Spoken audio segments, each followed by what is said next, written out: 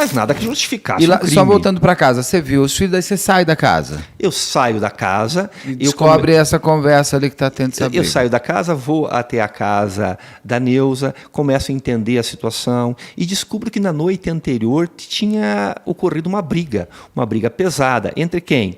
Neuza e Ana. Entre a Neuza, entre a Ana e a filha da Neuza, que é uma outra moça mais jovem, que tomou ciência dos fatos e teria discutido com a Ana, a cuidadora, e disse para a Ana o seguinte: se você quer colocar em nome da mãe essas contas, não tem problema em relação à TV, Plus, né? a TV, mas pague, e pague já.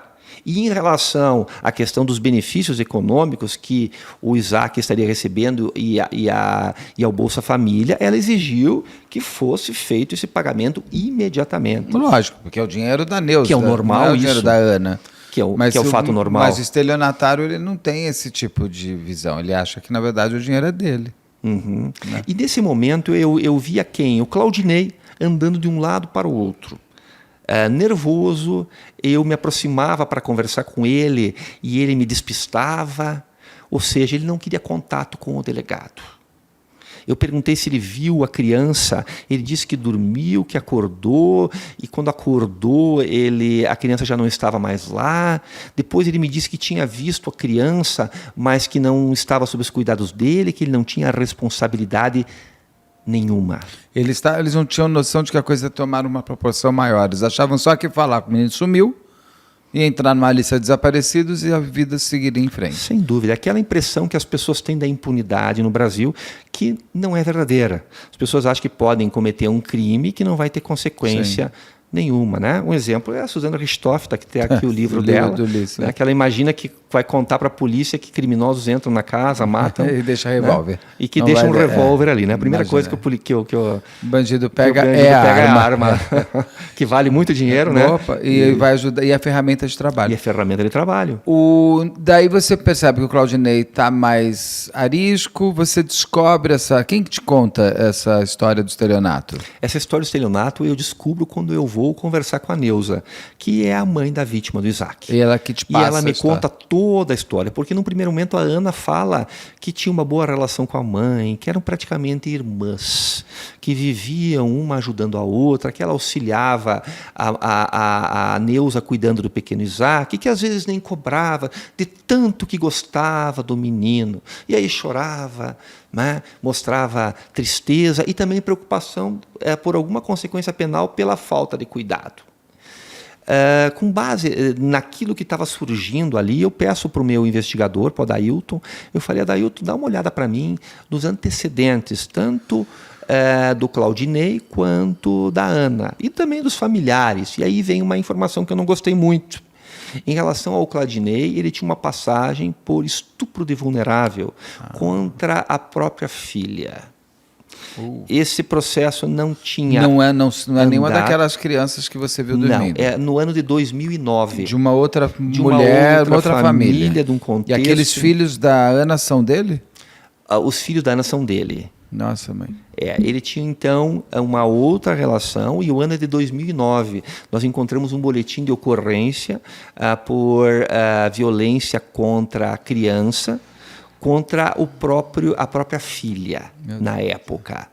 E isso me deixou bastante preocupado. Ainda mais que é uma criança de 6 anos. Ainda mais com uma criança de 6 anos de idade. Né? Aí o Claudinei é pinçado.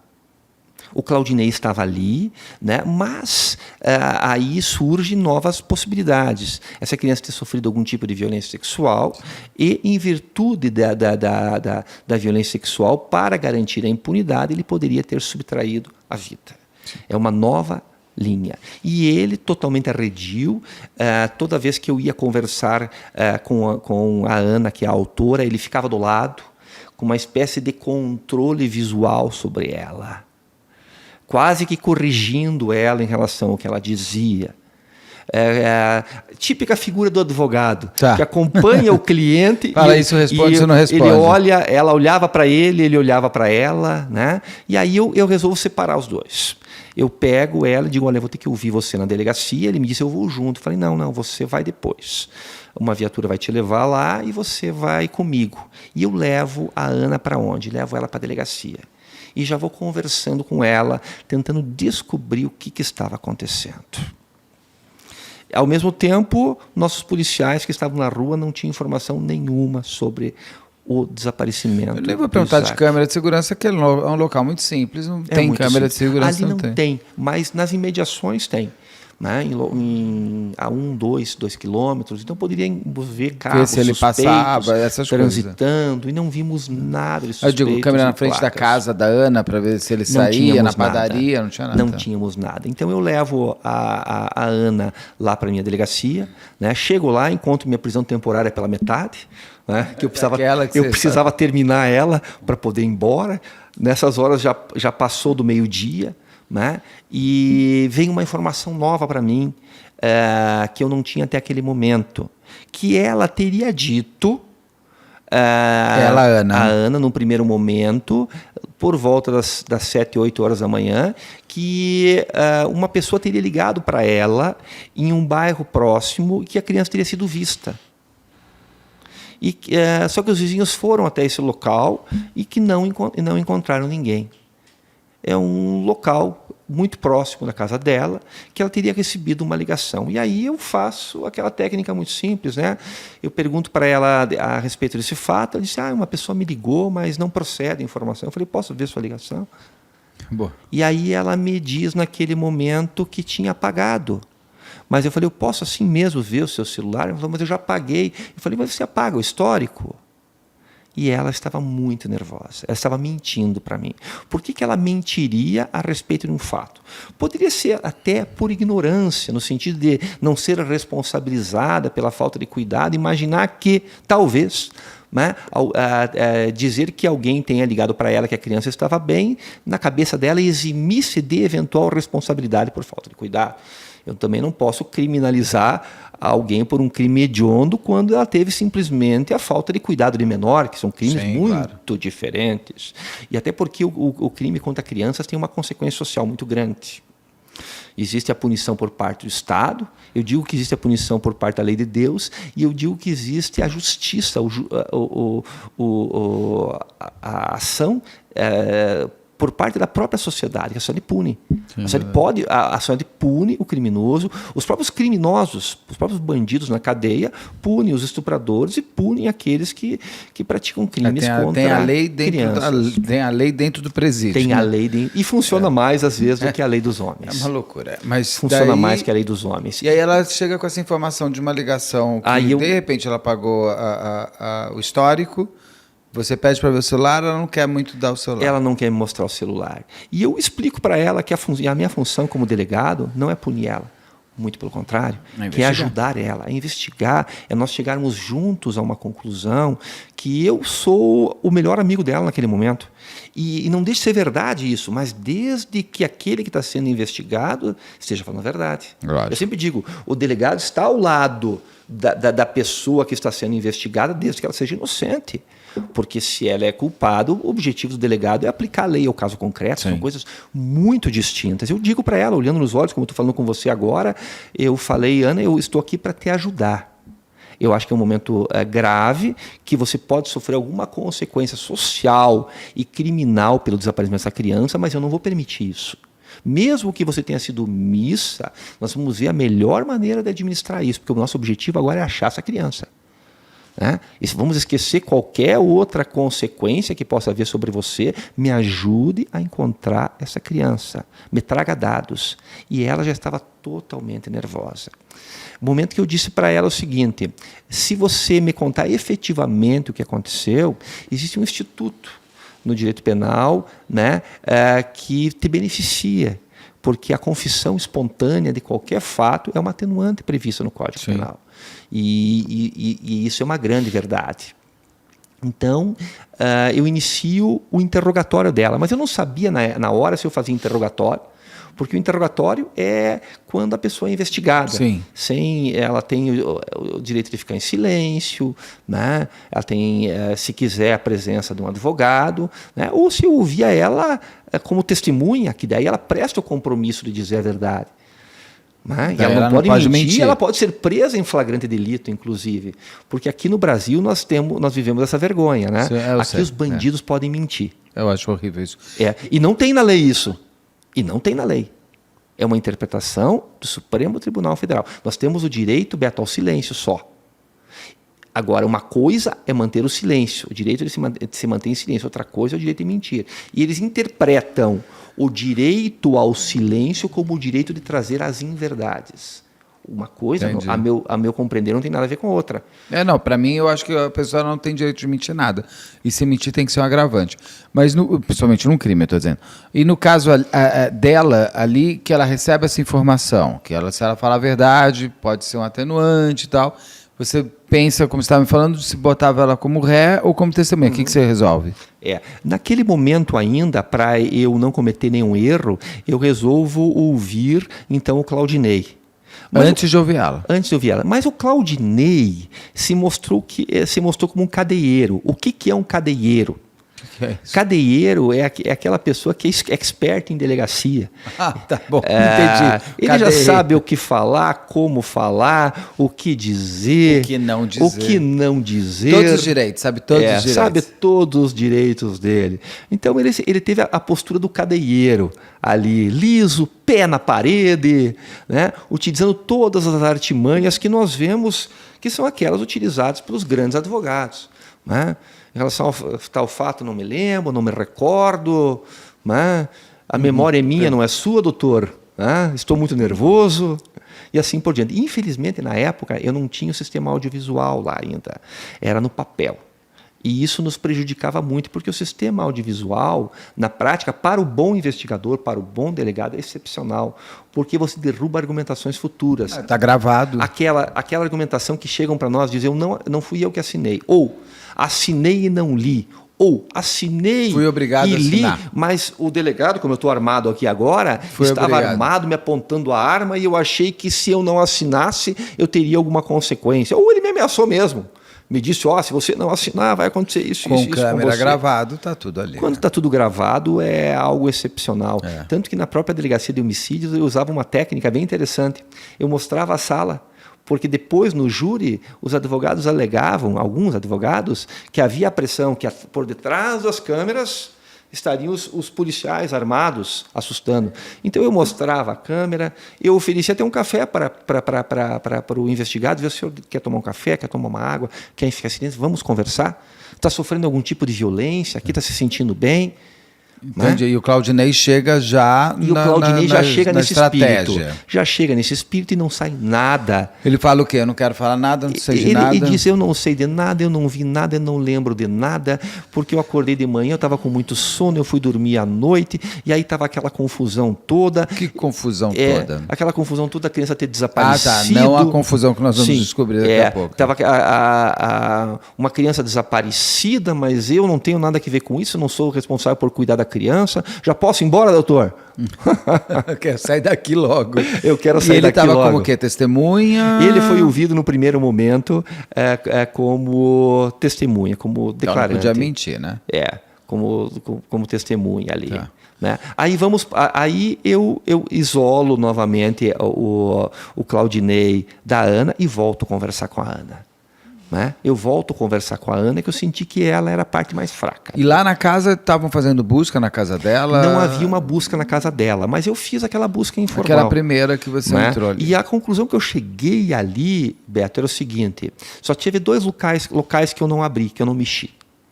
Um é o forno e o outro é a geladeira. Os únicos 2 locais, porque os armários, eu cheguei, fui conversando, fui olhando, pensei o tamanho de uma criança de 6 anos de idade, né? Aí fui no quartinho em que estavam os filhos, mexi um pouco, mas não haveria a possibilidade de ter uma criança morta ali no meio dos filhos. Pensei, se maldade fizeram a essa criança, essa maldade talvez tenha sido feita aqui dentro, porque limparam o chão, mas o corpo não deve estar aqui dentro. Tá. Não deve estar aqui dentro. Então tinha louça para lavar, tinha o fogão com panela em cima e um fogão pequeno, né? Estava ali parado. Os 2 únicos locais que eu não mexi. E aí, Na redondeza da casa, eu passei com meus você policiais. chegou a olhar dentro da casa da mãe Também cheguei a olhar. da Neuza, você olhou Também também? cheguei a olhar e não vi nada ali. Tá. Não vi nada suspeito. Não vi nada suspeito. Mas o discurso da mãe era mais coerente. Né? Tinha testemunhas de que a criança teria ido de manhã cedo e ficado com a cuidadora. Então, havia um nexo causal que levava a isso. Tá.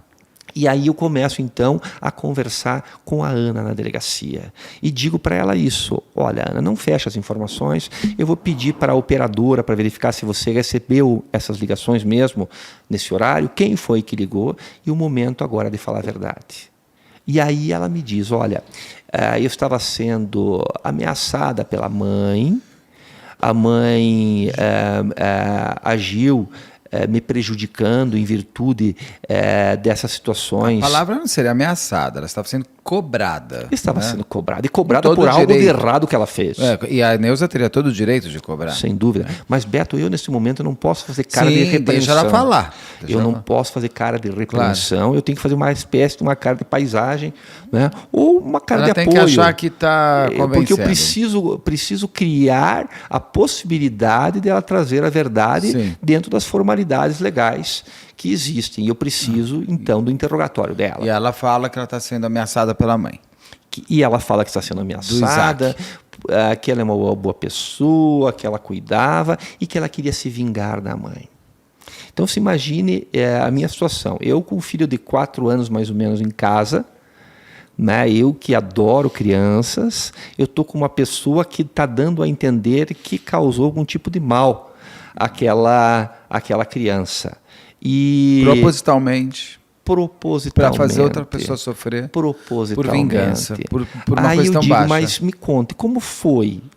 E ela me disse: olha, de manhã cedo eu fui até o Isaac, ele veio comigo até minha casa, e aí eu queria me cobrar, na realidade, da Ana, e eu queria matar a Ana, só que eu não tive essa oportunidade. Nossa.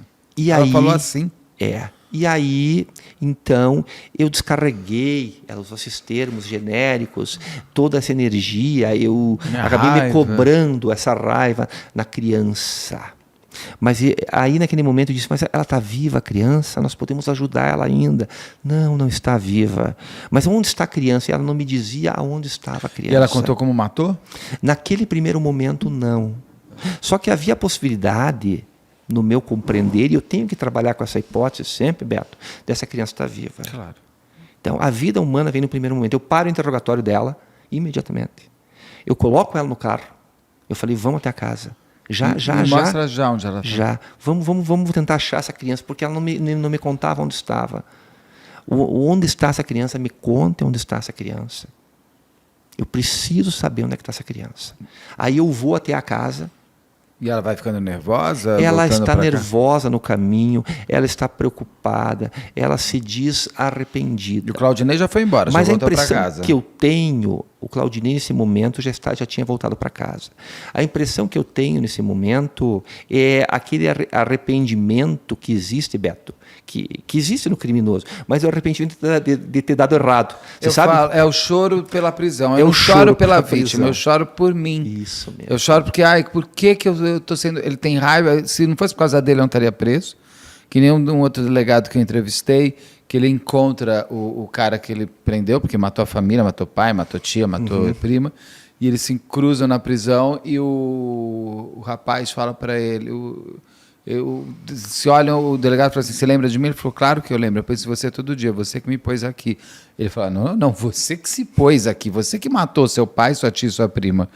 E a pessoa tem esse olhar o inverso, ele chora, se arrepende, porque a vida dela foi destruída, e não por ter destruído a vida de uma pessoa. Né? Eu falo, é o mais puro narcisismo que existe no ser humano, é esse momento do choro, porque eu vou ser preso, e não porque eu matei uma pessoa. Né? Tem até uma passagem bíblica, porque as pessoas me perguntam se nós devemos perdoar as pessoas. E tem uma passagem bíblica em Mateus que diz o seguinte, Mateus pergunta a Jesus se nós devemos, quantas vezes devemos perdoar? 7 vezes? E aí Jesus diz, não, 70 vezes 7. Ou seja, infinitas vezes. Mas mesmo em Mateus, um pouco mais adiante, quando ele fala da justiça, ele diz que nós devemos pagar por tudo que nós fizemos. E que, inclusive, usando o termo fogo do inferno. Então, veja bem, uma coisa é você perdoar, no sentido de ter um arrependimento verdadeiro, de você ter feito algo que não queria em virtude de um contexto. Outra coisa é você se arrepender porque aquilo deu errado. E na minha experiência como delegado, eu vou dizer uma coisa, não sei se eu vi na minha vida, Beto, um real arrependimento verdadeiro. Eu trabalho com crime há muito tempo, eu não vi também ninguém muito arrependido, não. Não vi. Não vi. Agora, aí ela está voltando e ela está mais nervosa porque ela começa a ter... Eu me arrependo de ter feito e ter sido pega, mas se eu conseguisse voltar ao passado e fizesse de uma maneira de não ter sido pega, ela faria a morte da criança. Tanto que você vê, você sente o temor, você verifica a situação terrível que a pessoa está passando, que é o investigado, mas você não vê o medo em virtude da morte de outrem, em virtude do dano que causou.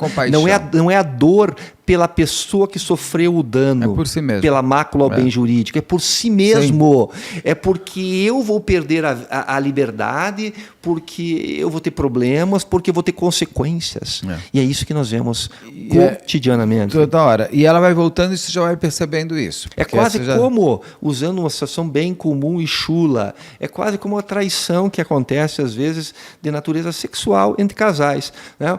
O cônjuge se arrepende quando é pego, porque quando ele não é pego, ele continua e continua e está lá feliz, alegre, contente. Estou arrependido, querida ou querido, não importa, né? Mas será que está arrependido? Não se arrependeu porque não fez direito. Custou caro aquela noite de amor. Não fez direito. Não fez direito. Fez direito.